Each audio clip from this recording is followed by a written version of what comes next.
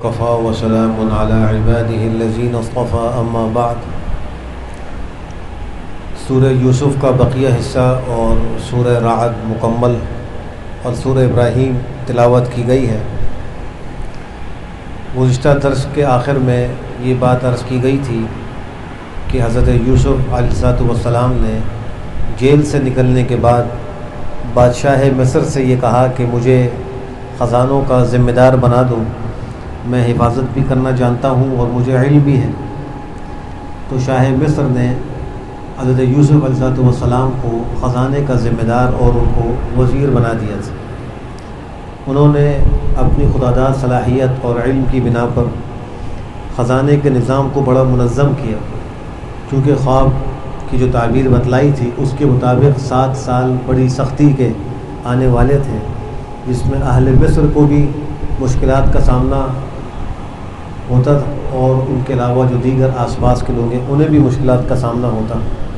اگر جو اس طریقے سے اس کو منظم نہ کیا جاتا خزانے کو تو ساری ہی مخلوق پریشان ہوتی۔ بہرحال حضرت یوسف علیہ السلام نے اس نظام کو سنبھالا۔ قحط پھیل گیا، جب قحط پھیلا تو انہوں نے غلہ دینا شروع کیا۔ لوگوں کو یہ بات معلوم ہو گئی کہ جو مصر کا بادشاہ ہے وہ بڑا سخی ہے اور اس قحط سالی کے سالوں میں لوگوں کو بڑا نواز رہا ہے، تو وہ اس کے پاس آتے تھے اور آ کر اپنا غلہ لے کے جاتے تھے۔ یہ جو قحط تھا اس کا اثر کنعان میں بھی پہنچا، جو حضرت یعقوب علیہ السلام کا مسکن تھا، علاقہ تھا۔ حضرت یوسف کے بقیہ بھائی اور والد صاحب وغیرہ وہیں رہتے تھے۔ جب وہاں قحط سالی ہوئی ان کو اطلاع ملی تو وہ بھائی بھی مصر آئے اور انہوں نے آ کر بادشاہ مصر سے غلے کا سوال کیا۔ 13ویں سپارے کے آغاز میں اسی کا ذکر ہے کہ برادران یوسف آئے، جب ان کے سامنے وہ پہنچے تو حضرت یوسف تو ان کو پہچان گئے، چونکہ ان بھائیوں کے حلیے میں زیادہ تغیر و تبدل نہیں ہوا تھا، اور وہ جو بھائی تھے وہ ان کو نہیں پہچان رہے تھے، اس لیے کہ وہ تو بچپن میں کنویں میں ڈال چکے تھے چھوٹی عمر میں، اور پھر لمبا عرصہ ان کا گزرا، مصر میں وہ غلام بن کر رہے، پھر قید خانے میں جیل کاٹی، پھر وہاں سے نکل کر آئے اور تخت مصر پر بیٹھے، اس لیے انہوں نے ان کو پہچانا نہیں۔ بہرحال ان کو انہوں نے انٹرویو وغیرہ کیا اور ان سے بات چیت کی، معلوم ہو گیا کہ واقعی میرے بھائی ہیں اور یہ کنعان سے آئے ہیں، تو ان کو سامان تیار کر کے دیا، اور اس سامان کے اندر ان کا جو وہ سمن تھا، ان کی پونجی تھی، وہ بھی چھپا کر رکھ دی، اور انہوں نے یہ بھی بتلایا کہ ہمارا ایک بھائی ہے وہ ہمارے والد صاحب کے پاس ہے۔ تو یوسف کا معمول یہ تھا، اصول یہ بنایا ہوا تھا کہ ہر شخص کو 1 اونٹ کے برابر غلہ دیا کرتے تھے، اور اگر کوئی کہتا ہے کہ فلاں فلاں میرے خاندان کے لوگ پیچھے موجود ہیں ان کا غلہ بھی دے دیں، تو کہتے کہ نہیں، جس کا ہے وہ آئے، جو میرے پاس آئے گا تو میں اسی کو دوں گا، اور 1 اونٹ کے برابر دوں گا، زیادہ نہیں دوں گا، تاکہ کل کو وہ اس کو بیچ کر مال کمانے کا دھندا شروع نہ کر دے، وہ اپنی ضرورت ہی میں اس کو استعمال کرے۔ تو برادران یوسف کے والد صاحب کے لیے تو انہوں نے دے دیا، انہوں نے کہا تھا کہ بوڑھے ہیں، اور جو بھائی ہے ان کا بھی دے دیا ایک دفعہ، اور کہا کہ دوبارہ جب آؤ گے تو بھائی کو لے کر آنا ہوگا ورنہ اس کا غلہ نہیں ملے گا، اور پھر کہا کہ تم دیکھتے نہیں ہو کہ میں ہر ایک کو ناپ ناپ کے دیتا ہوں اور میں بڑا مہمان نواز ہوں، اگر تم اس کو میرے پاس لے کر نہیں آؤ گے تو تمہارے لیے میرے پاس کوئی غلے کا ناپ نہیں ہوگا، نہ تم میرے قریب آ سکو۔ انہوں نے کہا کہ ہم کوشش کریں گے والد صاحب سے، اور ہم انشاءاللہ ایسے ہی کرنے والے ہیں۔ اور پیچھے جو یوسف نے اپنے غلاموں سے کہا کہ تم ان کا جو سامان پونجی وغیرہ ہے انہی کے سامان میں رکھ دو، شاید یہ اس کو پہچان لیں جب واپس جائیں اپنے گھر والوں کے پاس اور پھر لوٹ کر آئیں۔ انہوں نے ان کا سامان واپس اس لیے کرا دیا تھا، ان کو یہ گمان ہوا کہ شاید غربت کی وجہ سے بس کل سامان ان کے پاس یہی ہو، اور جب یہ گھر جائیں گے اگر سامان نہیں ہوگا دوبارہ آئیں گے نہیں، تو وہ جو سامان لے کر آئے تھے، قیمت لے کر آئے تھے، وہی ان کے سامان میں ڈال کر واپس کر دی۔ جب وہ گئے تو جا کر والد صاحب کو کہا کہ ابا جان، ہم سے تو ناپ کو روک دیا گیا ہے، بھرتی ہم سے روک دی گئی ہے، آپ ہمارے ساتھ ہمارے بھائی کو بھیجیے تو ہم انشاءاللہ اس کا بھی وزن لے کر آئیں گے، اس کا غلہ بھی لے کر آئیں گے، ہم اس کی حفاظت بھی کریں گے۔ تو حضرت یعقوب علیہ السلام نے فرمایا کہ میں تمہارا ایسا ہی یقین کر لوں جیسا کہ اس سے پہلے اس کے بھائی پر تمہارے میں نے یقین کیا تھا۔ اس وقت انہوں نے کہا تھا کہ اس کو ہمارے ساتھ جانے دے، کھیلے گا کودے گا، جنگل کی جو تازہ آب و ہوا ہے اس میں اس کی صحت بھی اچھی ہوگی، اور بہت وعدے وغیرہ کر لے گئے تھے۔ تو انہوں نے اسی کی واقعے کی طرف اشارہ کیا کہ ویسے ہی یقین کر لو. پھر کہا کہ اللہ بہتر حفاظت کرنے والا ہے اور وہ ارحم الراحمین ہے. جب سامان کھول کے دیکھا تو اس کے اندر انہوں نے اپنا وہ سامان پا لیا کہ ان کو واپس کر دیا گیا. تو کہا کہ ابا جان ہمیں اور کیا چاہیے, یہ ہماری پونجی بھی واپس آ گئی ہے اور ہم جو ہے اپنے گھر والوں کا غلہ بھی لے کر آ گئے ہیں, تو انشاءاللہ اپنے بھائی کی حفاظت بھی کریں گے اور ایک اونٹ کا سامان زیادہ لے کر آئیں گے. تو حضرت یعقوب نے فرمایا کہ ہرگز میں بنیامین کو تمہارے ساتھ نہیں بھیجوں گا یہاں تک کہ تم مجھے مضبوط قسم کھا کر وعدہ دے دو کہ تم اس کو ضرور بے ضرور واپس لے کر آؤ گے, مگر یہ کہ تم گھیر لیے جاؤ, کوئی مصیبت آ جائے. یہ انبیاء کرام علیہ الصلوۃ والسلام کا اعتدال ہوتا ہے. عام طور پہ اولاد کے بارے میں والدین جو ہیں وہ بہت زیادہ جذبات کا شکار ہوتے ہیں. تو اس موقع پر کہ ایک بیٹا ان سے کھو چکا ہے, دوسرا جس کو انہوں نے اپنا بڑا قریب رکھا, اس سے بڑی محبت تھی اور اس کو دیکھ کر یوسف کی یاد کو بلایا کرتے تھے, تو اس کو بھی آپ بھیج رہے ہیں اور بقیہ بیٹوں سے کہہ رہے ہیں کہ دیکھو اگر تم کو گھیر لیا گیا پھر تو تم معذور ہو, تمہارا کوئی قصور نہیں, کوئی ایسی آفت مصیبت خدا نخواستہ آ جائے تو پھر تو کوئی مسئلہ نہیں, ورنہ تم ضرور لے کر آؤ گے. عام کوئی والدین ہوتے تو وہ کہتے ہیں ضرور ہمارے بیٹے کو واپس لے کر آنا, انشاءاللہ بھی نہیں کہتے, حالانکہ انشاءاللہ کہنا چاہیے اور اس طرح امید کے ساتھ بھیجنا چاہیے. جب انہوں نے وعدہ دے دیا تو کہا کہ بس جو ہم نے کہا ہے اس پہ اللہ وکیل و کارساز ہے.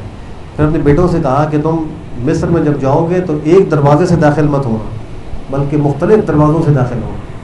جب پہلی بار برادران یوسف مصر آئے تھے تو اس وقت ان کو کوئی پہچانتا نہیں تھا, لیکن حضرت یوسف علیہ السلام نے ان کو بڑا اعزاز بخشا تھا, اپنے قریب رکھا, ان سے گفتگو بھی زیادہ فرمائی. تو اہل مصر سمجھ گئے کہ یہ خاص لوگ ہیں جن کو بادشاہ نے اتنا خاص جو ہے وہ ایک اعزاز بخشا ہے.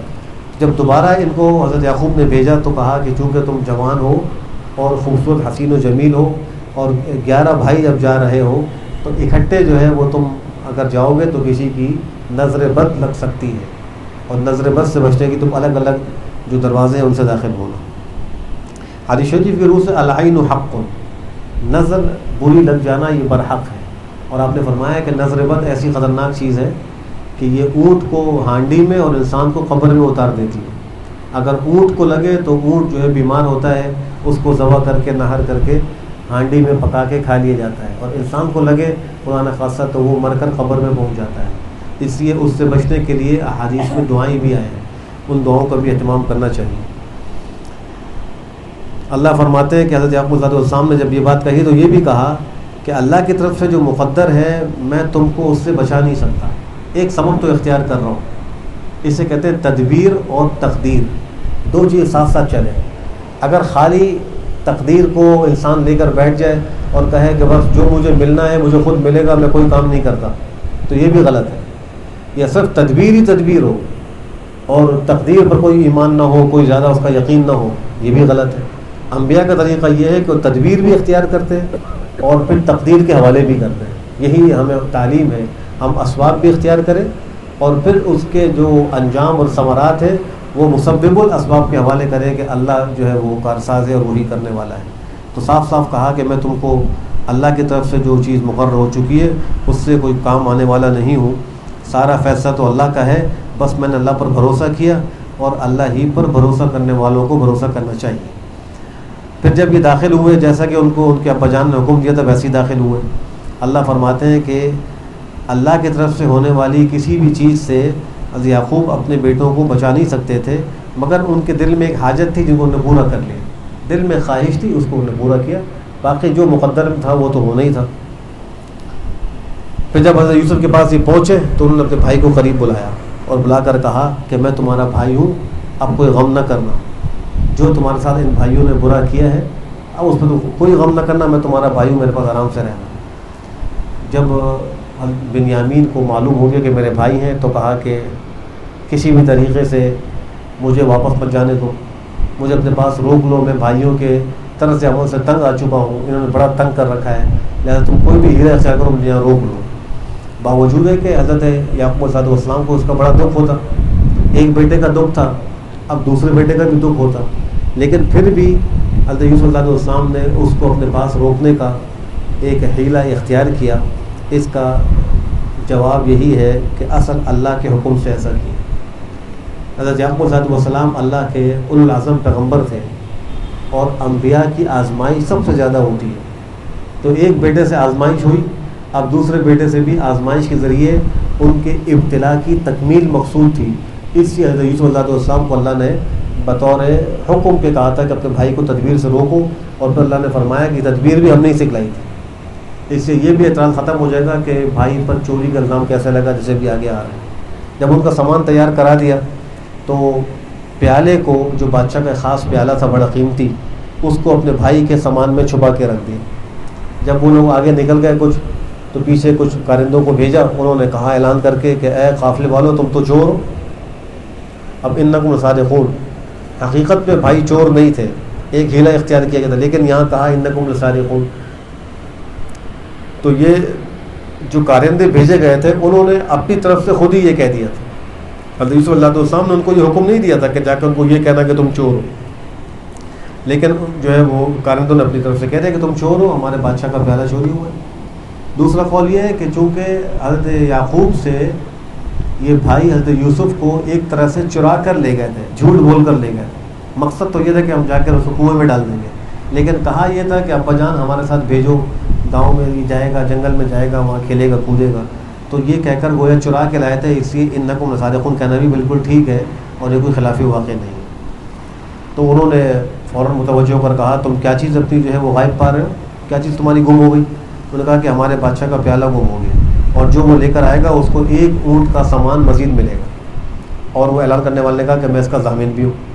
تو ان بھائیوں نے کہا کہ خدا کی قسم تم جانتے ہو ہم یہاں کوئی فساد کرنے کے لیے نہیں آئے، نہ ہم چور ہیں. تو پھر ان لوگوں نے کہا اچھا یہ بتاؤ اگر تم جھوٹے نکلے تو پھر اس کی سزا کیا ہوگی؟ انہوں نے کہا کہ اس کی سزا یہ ہے کہ جس کے پاس سے برآمد ہو بس وہ خود ہی اس کی سزا ہے، اس کو پکڑ کر اپنے پاس رکھ لینا. حضرت یعقوب علیہ السلام کی شریعت میں، حضرت ابراہیم علیہ السلام کی شریعت میں چوری کی سزا یہی تھی کہ جس پر چوری ثابت ہو جائے تو جس کی چوری ہو وہ شخص اس کا غلام شمار ہو جاتا. تو انہوں نے کہا ٹھیک ہے. اب سامانوں کی تلاشی شروع کی تو پہلے دیگر بھائیوں کے سامان کو کھول کر دیکھا، آخر میں بنیامین کے بھائی کو دیکھا تو وہاں سے وہ پیالہ نکل آیا، اس کو نکال لیا. اللہ فرماتے ہیں کذالک کدنا یوسف، ہم نے یوسف کو ایسے ہی تدبیر سکھائی تھی.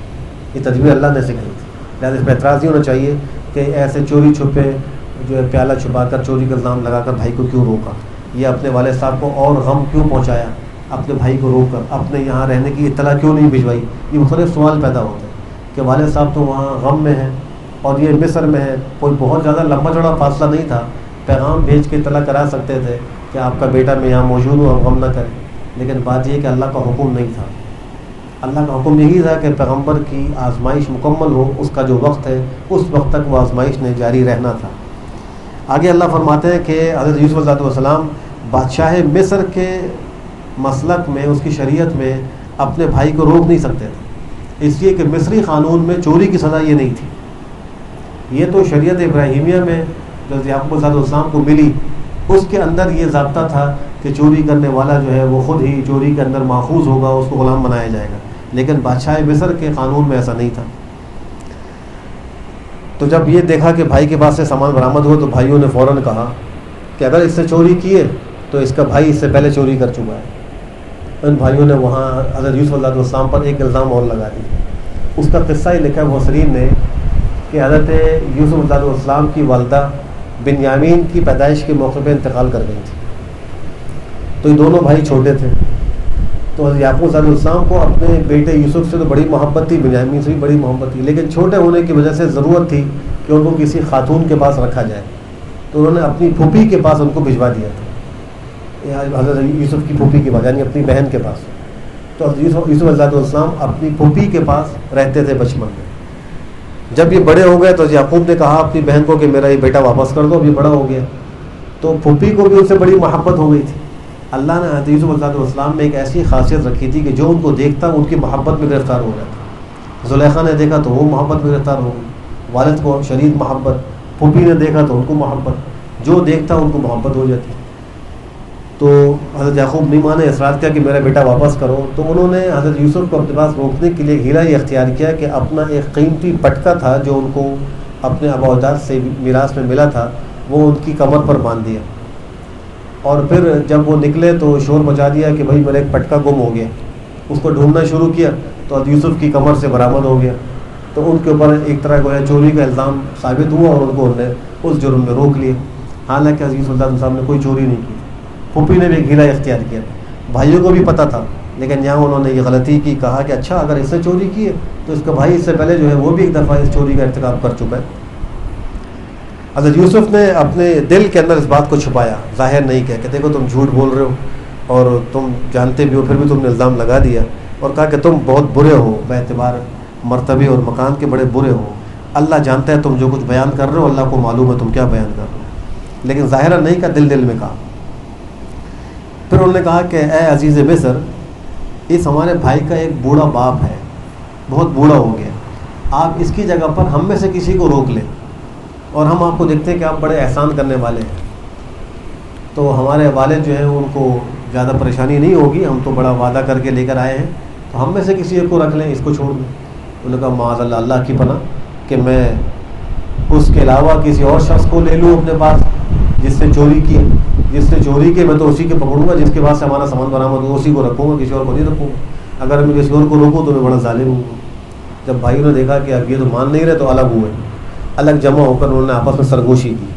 ان میں جو بڑا تھا، یہ بڑا محسن قول کے مطابق یہودا تھا، یہ وہی یہودا ہے جس نے بھائیوں کو کہا تھا کہ یوسف کو قتل نہ کرو، کنویں میں ڈال دو۔ اس کے دل میں ان کی ایک محبت تھی تو وہ نرمی چاہتا تھا۔ یہاں بھی وہ بڑے نے کہا بھئی دیکھو تم جانتے ہو تمہارے والد نے تم سے بڑا مضبوط وعدہ لیا تھا، اور اس سے پہلے تم یوسف کے بارے میں بڑی کوتاہی کر چکے ہو، تم نے یوسف کے بارے میں بڑی کوتاہی کی۔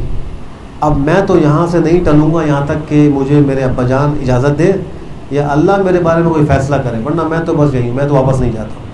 تم جاؤ، جا کر والد صاحب کو کہو کہ ابا جان آپ کے بیٹے نے چوری کی ہے، ہم اس پر گواہ ہیں، ہمارا جو علم ہے یہی علم ہے، اور ہم جو ہے وہ غیب کی چیزوں کے حفاظت کرنے والے نہیں، ہمیں کیا پتہ تھا کہ جا کے چوری کرے گا، اگر ایسا ہوتا تو ہم اس کو لے کر ہی نہ جاتے، اور آپ ہمارا یقین نہیں کریں گے تو یہ قافلے والوں سے پوچھیں اور اس بستی والوں سے پوچھیں جہاں پر ہم لوگ موجود تھے، یعنی مصر والوں سے پوچھ لیں، ہم جھوٹ نہیں بول رہے۔ والد صاحب نے کہا کہ تمہارے دلوں نے تمہاری ایک بات بنا لی، یہاں بھی وہی بات کہی جو شروع میں کہی تھی، بل سولت لکم انفسکم امرا فصبر جمیل۔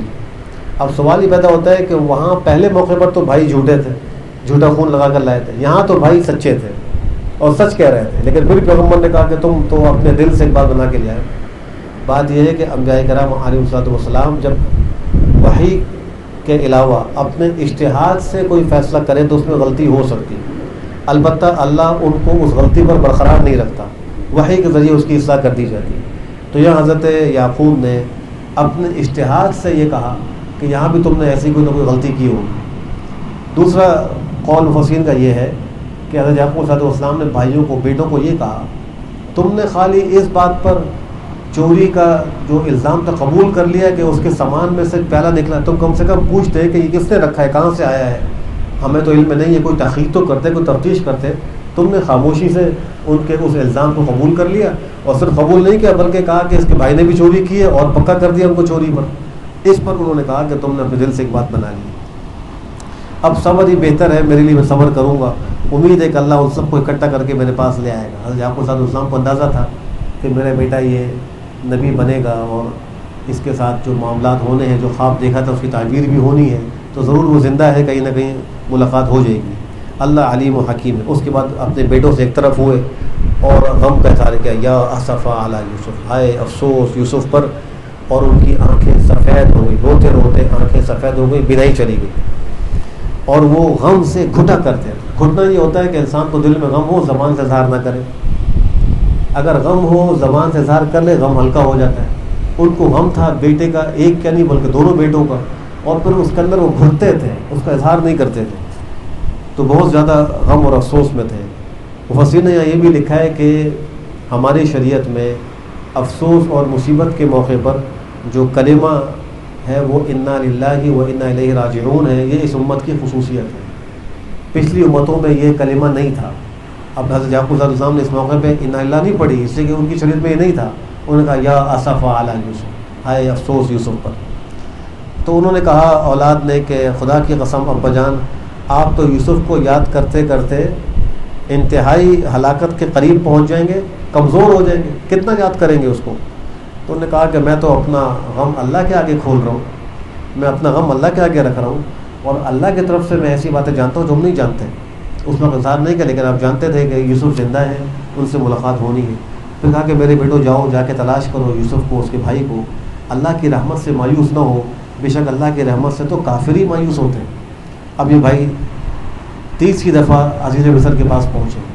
پہلی بار تو آئے تھے غلہ لینے کے لیے، دوسری بار بنیامین کو ساتھ لے کر آئے تو بنیامین کو وہاں روک لیا گیا، اب تیسری بار آئے اپنے والد صاحب کا پیغام لے کر، اور جب اس دفعہ آئے تو ان کے پاس زیادہ پونجی بھی اچھی نہیں تھی، کھوٹے سکے تھے جس کو وہ لے کر آئے تھے۔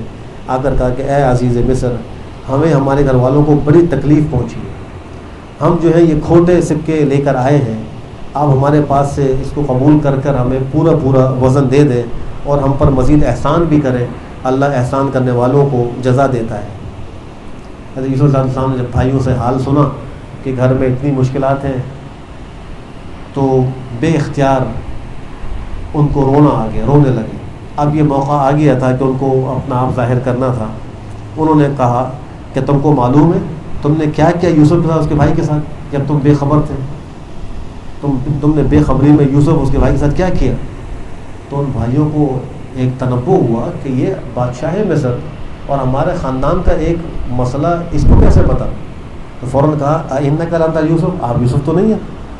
حضرت یوسف علیہ السلام نے اپنا تاج باج بھی کچھ پیچھے کر لیا تھا تاکہ اب وہ کھول کے دیکھ لیں اور میں واضح ہو جائے، تو کہا کہ انا یوسف وہذا اخی، میں یوسف ہوں، یہ میرا بھائی ہے۔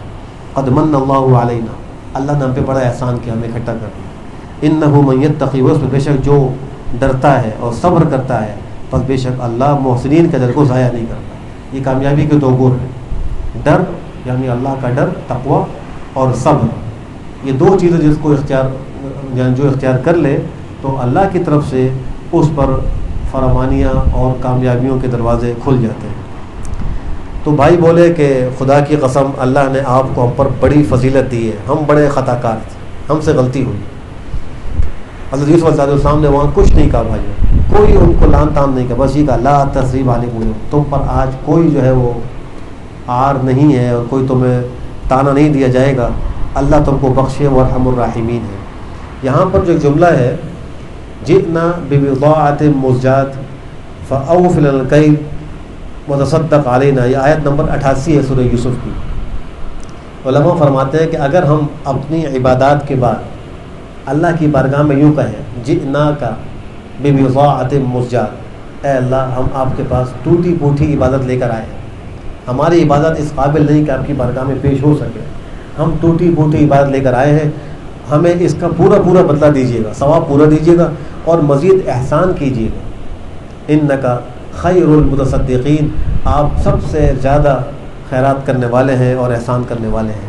تو یہ جملہ بھی اگر کہہ دیا جائے عبادت کے بعد، چاہے اردو میں کہہ دیا جائے کہ اللہ ہماری ٹوٹی پھوٹی عبادت ہے، آپ کی بارگاہ کے پیش کرنے کے قابل نہیں ہے، قبول کر لیجیے، ہم پہ احسان فرمائیے، ہمیں اس کا پورا بدلہ اور اس کی جزا عطا کر دیجیے، تو اللہ کی ذات سے امید ہے کہ اللہ انشاءاللہ پورا اجر عطا فرما دیں گے۔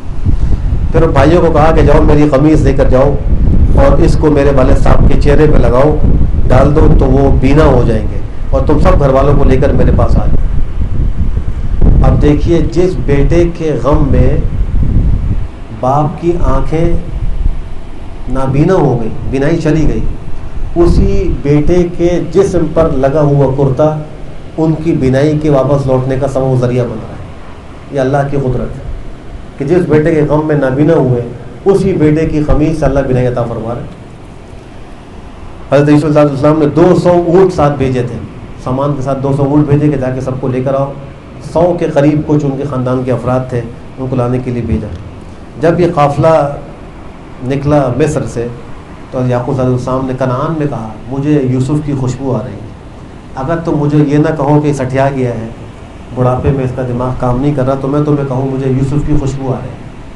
کنعان کے کنویں میں تھے، وہاں سے خوشبو نہیں آئی، اور سینکڑوں میل دور مصر میں تھے، وہاں سے بھی قافلہ نکلا نہیں تھا کہ خوشبو آ گئی۔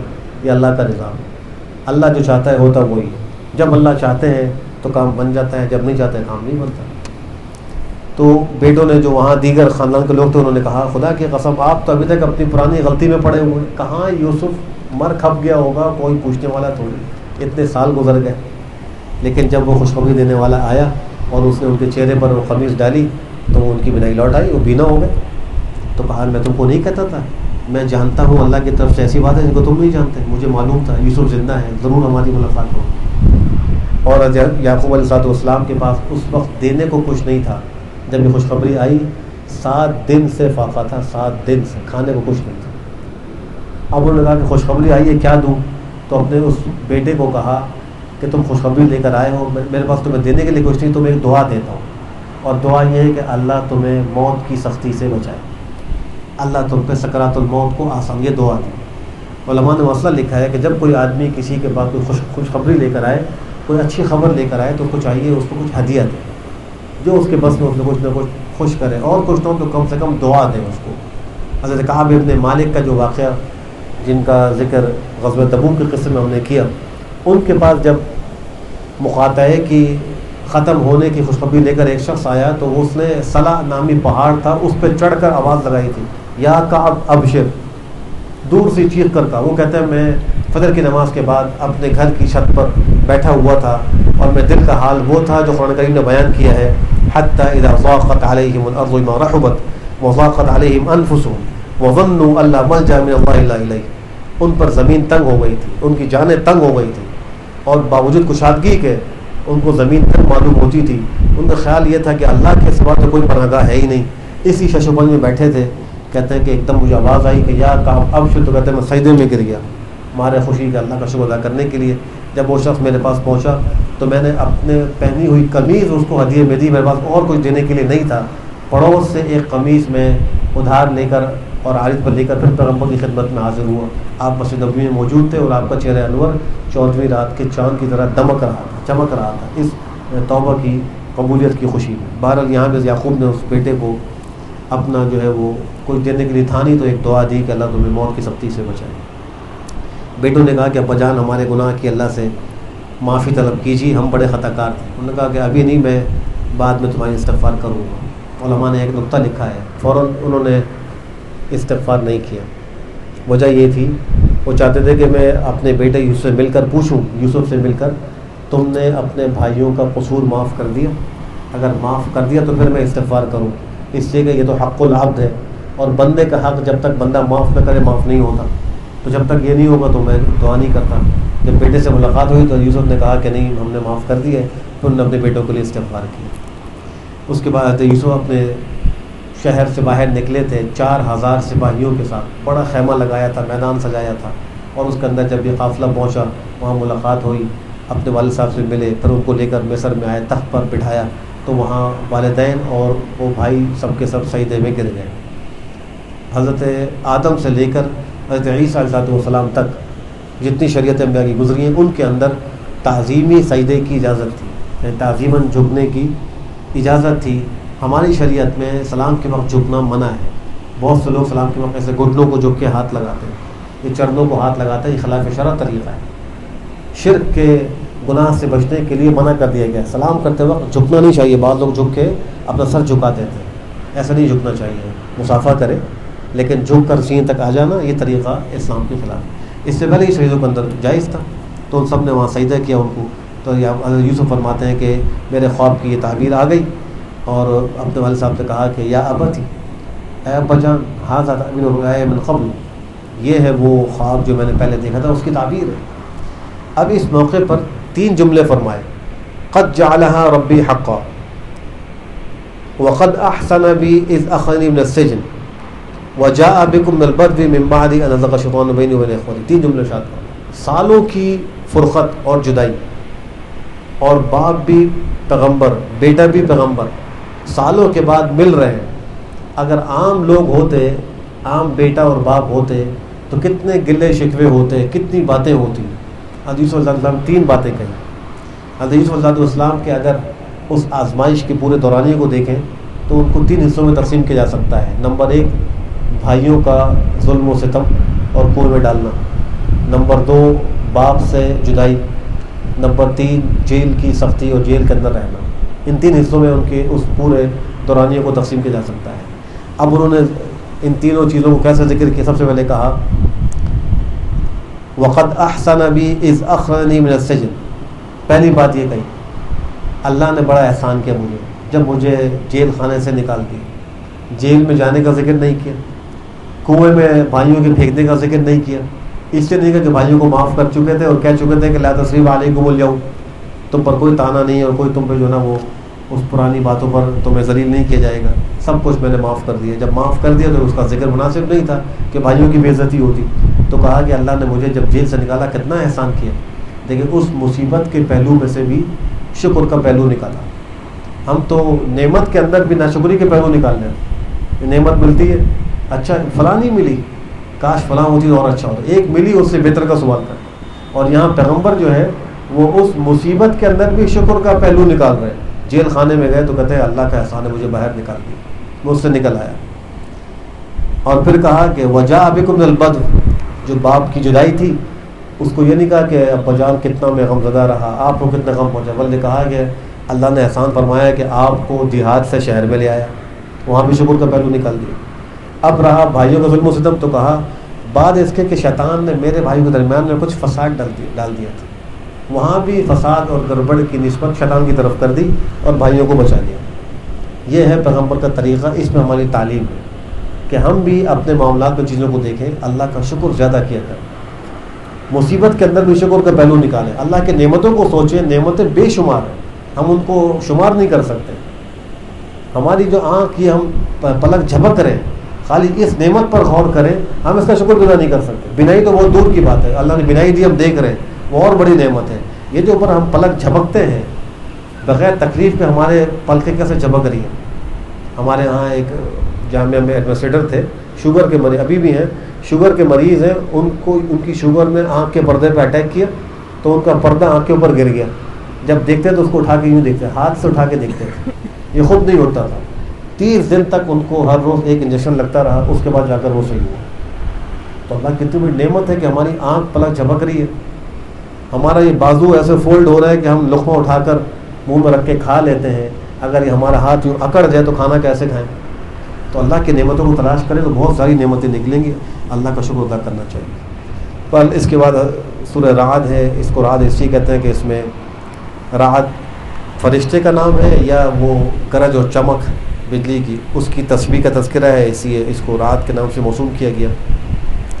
قرآن کریم کی حقانی کو ذکر فرمایا، شروع میں اللہ کی نعمتوں کو ذکر فرمایا اور اللہ کی صفات کو ذکر فرمایا کہ اللہ خالق ہے اور وہ عالم الغیب و شہادہ ہے، ہر چیز پر قادر ہے۔ ماداؤں کے رحموں میں جو کچھ ہوتا ہے اللہ جانتے ہیں، رحم جو کم کرتے ہیں جو بڑھاتے ہیں وہ اللہ جانتے ہیں، مخلوق کو نہیں معلوم۔ اور غیب اور چھپی باتوں کو، ظاہر باتوں کو اللہ جانتے ہیں، یہ مخلوق کے اعتبار سے، اللہ کے اعتبار سے کوئی غیب نہیں ہے، غیب مخلوق کے اعتبار، جہاں آتا ہے نا عالم الغیب، اللہ غیب کا جاننے والا ہے، یعنی اللہ مخلوق کے اعتبار سے غیب کا جاننے والا ہے، ورنہ اللہ کے لیے سب حاضر ہے، کوئی چیز غائب نہیں ہے۔ پھر فرمایا کہ اللہ تم کو بجلی کی چمک دکھاتا ہے، جب بارش سے پہلے گرج چمک ہوتی ہے تو انسان کو خوف بھی ہوتا ہے، امید بھی ہوتی ہے۔ خوف ہوتا ہے کہ بجلی گر نہ جائے، طوفان نہ آ جائے، اور امید ہوتی ہے بارش کی، بارش رحمت کی مل جائے۔ تو یہ اللہ کی ذات ہے جو تمہیں سب چیزیں دکھلاتی ہے، اور وہ پیدا کرتی ہے پانی سے بھرے ہوئے بادلوں کو۔ بادل کو آپ دیکھیں، اس کا بظاہر ہمیں ایک جسم نظر آتا ہے لیکن حقیقت میں جسم نہیں ہے، دھواں ہے۔ اس دھوئیں میں اللہ پانی کو کیسے محفوظ کرتے ہیں؟ انسان اپنی طاقت سے ایک گلاس پانی بادل سے نکال نہیں سکتا، اللہ ٹنوں ٹن پانی اس سے برساتے ہیں، یہ اللہ کی قدرت ہے۔ پھر اللہ نے ایک مثال سے سمجھایا ہے حق اور باطل کو۔ فرمایا اللہ نے آسمان سے بارش برسائی اور پھر ندی نالے اپنی اپنی وسعت کے مطابق بہنے لگے، خس و خاشاک کو سیلاب بہا کے لے آیا۔ جب سیلاب آتا ہے، پانی بہتا ہے تو پانی کے اوپر خس و خاشاک ہوتے ہیں، نیچے پانی بہ رہا ہوتا ہے۔ ایک مثال تو یہ دی ہے۔ تو فرمایا اللہ نے آسمان سے بارش اتاری، یہ مثال ہے وحی کی، وحی اللہ نے آسمان سے بھیجی۔ اور زمین کیا ہے؟ لوگوں کے جو دل ہے، یہ زمین ہے، دلوں کی زمین پہ اللہ کی وحی کی بارش ہوئی۔ اس بارش کے بعد اب جو ہے وہ کچھ لوگوں کے اندر فساد ظاہر ہوا کہ انہوں نے انکار کر دیا، نہیں مانا، اور کچھ لوگوں نے مان لیا۔ جنہوں نے نہیں مانا بظاہر وہ بڑے اچھلتے کودتے معلوم ہو رہے ہیں، لیکن ان کی مثال اس جھاگ کی سی ہے، خس و خاشاک کی سی ہے، جن کو سیلاب بہا کے لاتا ہے، وہ بظاہر تو بہت زیادہ اور بڑے ابھرے ہوئے معلوم ہو رہے ہوتے ہیں، لیکن انجام کار وہ خشک ہو کے اڑ جاتے ہیں اور پانی رہ جاتا ہے، وہ کارآمد ہوتا ہے۔ ایسا ہی جو باطل ہے وہ ختم ہو جاتا ہے، حق باقی رہ جاتا ہے۔ دوسری مثال یہ دی ہے کہ جب کان سے سونا یا چاندی وغیرہ نکالا جاتا ہے تو اس کو صاف کرنے کے لیے بھٹی میں ڈالا جاتا ہے۔ جب بھٹی کو دھوکا جاتا ہے تو وہ جب بھٹی بھڑکتی ہے تو اوپر اس خس و خاشاک مٹی اور جگہ چیزیں اوپر آتی ہیں، سونا اور دھات نیچے رہ جاتی ہے اور میل کچل اوپر آ جاتا ہے۔ تو اسی طریقے سے جو باطل ہے وہ اوپر آ جاتا ہے، بظاہر ابھرا ہوا غالب معلوم ہوتا ہے، حقیقت میں وہ ختم ہونے والا ہوتا ہے، اور جو حق ہے وہ ثابت اور قائم دائم رہتا ہے۔ پھر اللہ نے عقل مندوں کی کچھ صفات ذکر فرمائی ہے۔ ایک تو یہ کہا کہ اللہ کی وحی سے نصیحت عقل مند حاصل کرتے ہیں۔ عقل مند کون لوگ ہیں؟ نمبر 1 اللہ کے وعدوں کو پورا کرتے ہیں، توڑتے نہیں ہیں۔ نمبر 2 صلہ رحمی کرتے ہیں، جن رشتوں کے جوڑنے کا حکم ان کو جوڑتے ہیں۔ نمبر 3 اللہ سے ڈرتے ہیں۔ نمبر 4 برے حساب سے ڈرتے ہیں۔ نمبر 5 صبر کرتے ہیں اللہ کی رضا جوئی کے لیے۔ نمبر 6 نماز قائم کرتے ہیں۔ نمبر 7 اللہ کے دیے ہوئے مال میں سے پوشیدہ اور علانیہ دونوں حالتوں میں خرچ کرتے ہیں۔ نمبر 8 برائی کا جواب اچھائی سے دیتے ہیں۔ یہی لوگ ہیں، ان کے لیے آخرت کا بہترین انجام ہے، ان کے لیے جنتیں ہیں۔ اللہ یہ سب صفات ہمارے اندر پیدا فرمائے۔ اس کے برخلاف دوسرے وہ لوگ ہیں جن پر اللہ کا عذاب اترے گا۔ فرمایا کہ ان کی صفات یہ ہے، اللہ کے وعدوں کو توڑتے ہیں، جن رشتوں کے جوڑنے کا حکم ہے ان کو قطع کرتے ہیں، زمین میں فساد کرتے ہیں۔ ایسوں پر اللہ کی لعنت ہے اور ان کا آخرت میں برا انجام ہے۔ اللہ ہی روزی پھیلاتا ہے جس کے لیے چاہتا ہے، اور اللہ ہی تنگ کرتا ہے۔ فرمایا کہ لوگ دنیا کی زندگی پر خوش ہو گئے، حالانکہ دنیا کی زندگی آخرت کے مقابلے میں تھوڑا سا فائدہ اٹھانا ہے، چند دن کا یہ فائدہ ہے، اس کے بعد دنیا نے ختم ہو جانا ہے اور ہمیشہ کی آخرت میں آ جانا ہے۔ فرمایا کہ کافر لوگ کہتے ہیں کہ اس نبی پر اللہ کی طرف سے آیت کیوں نہیں اتاری گئی؟ اے نبی آپ کہہ دیجئے اللہ گمراہ کرتا ہے جس کو چاہتا ہے، ہدایت کرتا ہے اس کو جو اللہ کی طرف رجوع کرتا ہے۔ جو اہل ایمان ہیں ان کے قلوب اللہ کی یاد سے اطمینان پاتے ہیں۔ غور سے سنو، اللہ ہی کی یاد سے قلوب کو اطمینان ہوتا ہے۔ مال و اسباب اور دنیا کی طاقتیں اور چیزیں، ان سے انسان کو حقیقی سکون حاصل نہیں ہو سکتا۔ اگر حقیقی سکون ان سے ہوتا تو آج دنیا کے جو مالدار ترین لوگ ہیں ان کو نیند کی گولیاں نہ کھانی پڑتی، ان کو خودکشیاں نہ کرنی پڑتی۔ معلوم یہ ہوا کہ ان اسباب سے انسان کو سکون نہیں ملتا، سکون ملتا ہے اللہ کی یاد سے، اللہ کی اطاعت میں حقیقی سکون ہے۔ اللہ ہم سب کو نصیب فرمائے۔ پھر کچھ مشرکین کے بیجا جو مطالبات تھے ان کا تذکرہ ہے۔ وہ کہتے تھے پہاڑوں کو چلا کر پیچھے کر دیں، زمین کو پھاڑ کے اس میں نہریں نکال دیں، مردوں کو زندہ کریں، ہم سے کلام کریں تو پھر ہم آپ کو نبی مانیں گے۔ اللہ فرماتے ہیں یہ سارے کام ہو جائیں پھر بھی ایمان لے کر نہیں آئیں گے، یہ ایسے ظالم اور ہٹ دھرم ضدی۔ اس کے بعد سورہ ابراہیم ہے۔ سورہ ابراہیم کے آغاز میں بھی کتاب کی حقانیت ہے اور لوگوں کو گمراہیوں سے نور کی طرف نکالنے کا تذکرہ ہے۔ اللہ کی قدرت کا بیان ہے، آسمان زمین کا مالک اللہ ہے، کافروں کے لیے عذاب شدید کی ویل اور ہلاکت ہے۔ اور فرمایا کہ جو لوگ دنیا کو آخرت پر ترجیح دیتے ہیں اور اللہ کے دین سے لوگوں کو روکتے ہیں اور اس راستے میں اللہ کے دین میں کجی تلاش کرتے ہیں، یہی لوگ بڑی دور کی گمراہی میں پڑے ہوئے ہیں۔ پھر فرمایا کہ ہم نے ہر نبی کو اس کی قوم کی زبان ہی میں بھیجا ہے۔ جو نبی آیا اس کی قوم جو زبان بولتی تھی وہ نبی بھی اسی زبان کا بولنے والا ہوتا تھا تاکہ لوگوں کو اللہ کا پیغام سمجھا سکے۔ آخر میں اللہ نبی آخر الزمان کو عربوں میں بھیجا اور قیامت تک کے انسانوں کے لیے بھیجا۔ آپ عربی تھے، آپ کی زبان بھی عربی تھی۔